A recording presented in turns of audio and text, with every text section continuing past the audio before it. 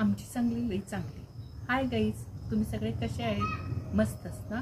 चला, ऋषी कुकिंगमध्ये आपलं स्वागत आहे.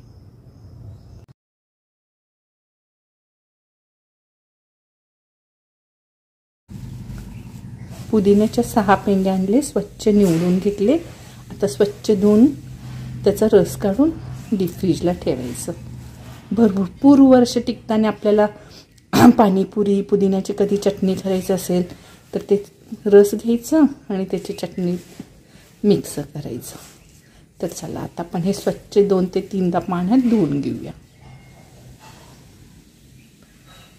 कधी कधी आपल्या बागेत कुंडीत पण असं भरपूर पुदिना येतं की नाही, तेव्हा ते स्वच्छ धुवून घ्यायचं आणि त्याचा रस काढून ना डीप फ्रीजला ठेवायचं. पाहिजे तेव्हा वापरायला येतं. पुदिना स्वच्छ 3 ते 4 पाण्यात धुवून घ्या. आता पावसाळ्यात ना खाली खूप किडे फिरत असतात आणि घाण पण खूप माती येतं, त्यामुळे 3 ते 4दा स्वच्छ धुवून घ्या. आता मी थोडंसं काल निवडून ठेवले, थोडंसं काळं व्हायला लागलंय. पुदिना स्वच्छ 3 ते 4 पाण्यात धुवून घेतले. भरपूर माती निघते. स्वच्छ धुवून घ्या. बर्फ तर मिक्सरला फिरवून घेऊया.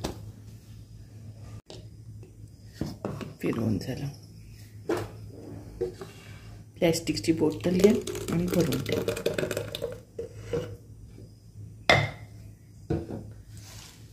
पुदिना ताजा असतानाच बारीक करा मिक्सरला, म्हणजे हिरवा कलर छान होतं. मी काल निवडले आणि आज मिक्सरला फिरवायला लागले. पाणी, बर्फाचे 5 कडे,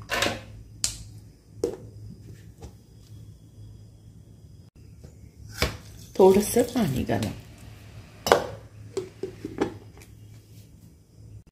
रस काढून झालं, पॅक करायचं आणि डीप फ्रीजला ठेवायचं. आणि आपल्याला कधी चटणी पाणीपुरी करायचं असेल तर काढायचं, मग त्याच्यामध्ये कोथिंबीर बाकीचं सगळं मसाला घालून फिरवायचं. असं करून ठेवा, वर्षभर छान राहतं. त्याच्यात आपल्या बागेत भरपूर पुदिना लागतं की नाही, असं रस काढून डीप फ्रीजला ठेवून टाकायचं. आणि हवं पाहिजे तेव्हा फ्रीजमधनं काढून एक 15 मिनिट ठेवायचं बाहेर. हवं तेवढं काढून घ्यायचं आणि परत लगेच डीप फ्रीजला ठेवायचं.